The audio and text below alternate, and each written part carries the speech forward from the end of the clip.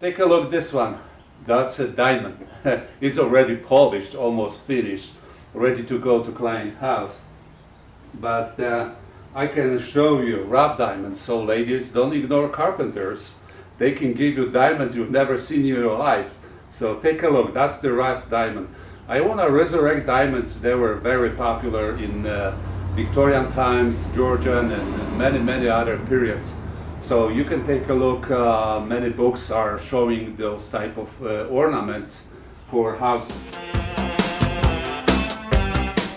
And you see here, I have from big one. That's not the biggest one I've done. The biggest one is actually in the office. You will see later. We have already pictures. Small one, medium one.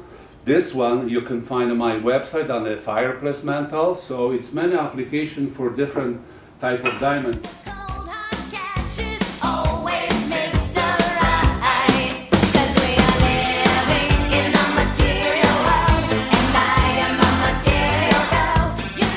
I will just shortly tell you how I made those ornaments, and later we'll show you on the pictures and video when we go to Rancho Santa Fe.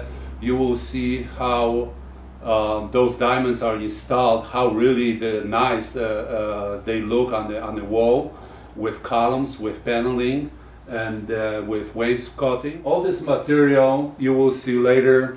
It's gonna be like puzzle put together on the wall. Bottom wooden wainscoting, nice columns, a little bit thicker on the bottom, a little bit smaller at the top. All of it has to match existing cabinets in the client's house. Going back to diamonds, which you will see, take a look difference between, let's say, those two and this one.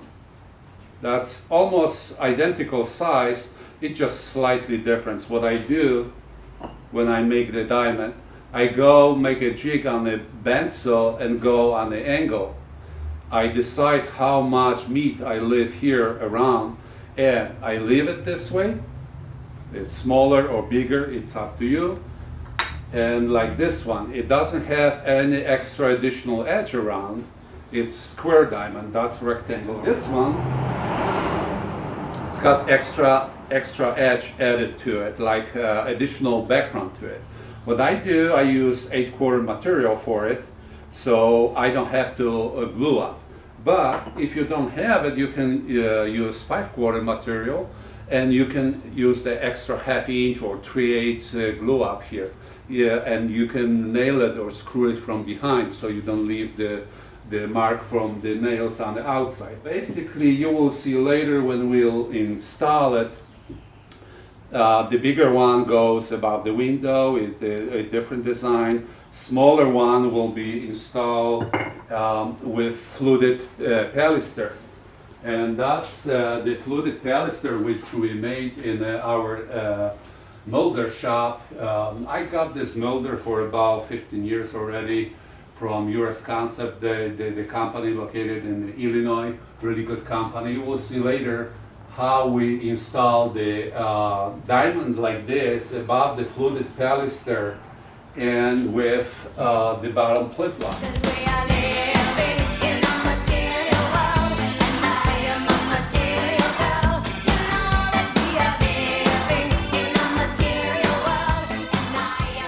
We'll talk about this later, how to safely run those.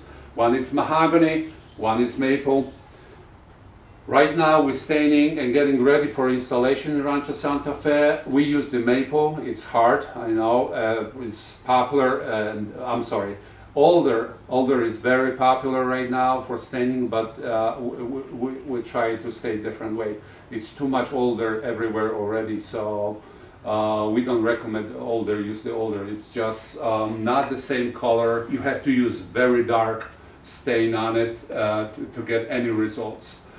Basic doesn't have any interesting grain on it. Maple is much better, stains really well for cherry, stains for walnut and other woods, so it's much more interesting wood, and it's hard, of course. Also, when we'll install, we'll talk about this baby.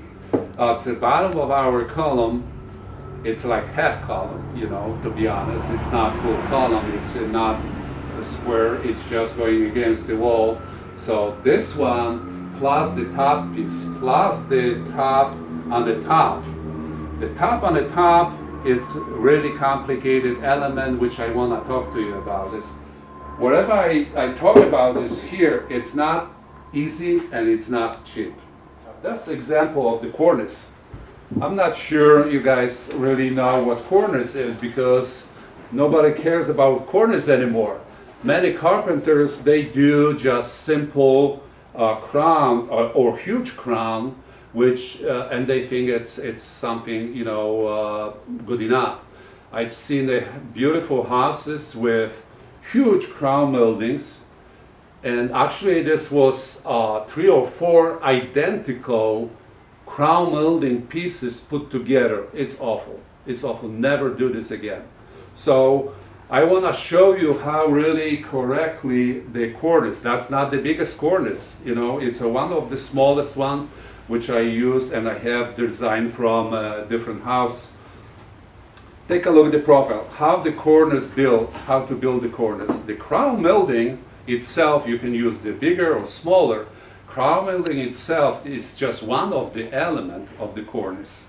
So when we counting here, just front pieces is 1, 2, 3, 4 front pieces, which means crown molding. You can use the chair rails. You can use other type of moldings.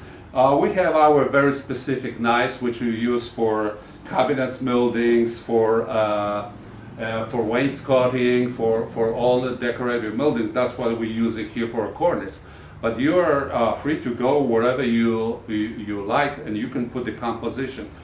The beauty of the cornice is it's not only angle which crowns give you.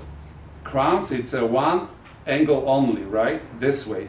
Because you use the flat piece and you're molding here, and that's all.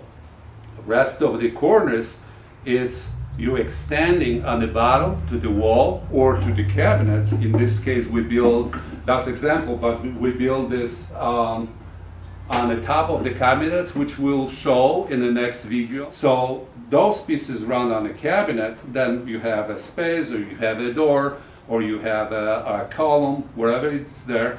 And also you extend this to the ceiling. That's what makes it beautiful.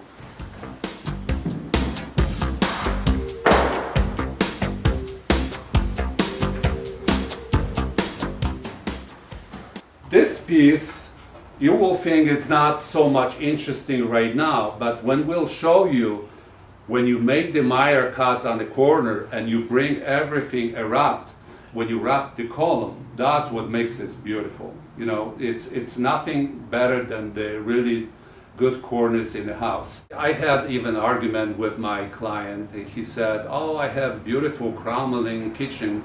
Well, we want to repeat the same." I said, "We have 10-foot tall cabinet. You will see it. It's not enough. You know, this cornice bring it detail much deeper, and it's much more appropriate for a 10-foot cabinet." Fortunately, I won the argument, and client's wife thanks me later. It's one of the story. We'll talk more about different stories. Right now, enough for a cornice. You will see how it's applied. That's why you will start to appreciate what we do here. Another video will be about beams. So when you know how to build the cornice, also you can choose a similar material and go, of course, on the beam. We have different moldings. I will show you different beam, and we'll try to put few pictures from the past, about 15 years ago or maybe even more, pictures of the house which I made in Barrington. A beautiful design of the beam, and also cornice, because when you have the beams in the center of the house, let's say you create a rectangular or squares, and then you have the straight wall or you have a curved wall, that was really a challenge. So you will see those pieces running flat on the wall as a cornice, then they go on the both sides of the center part of the beam, create a really nice beam in the Tudor style. and then the same elements goes curved against the window. So that's really challenging. Like I said, it's not cheap and it's not easy here. Thank you.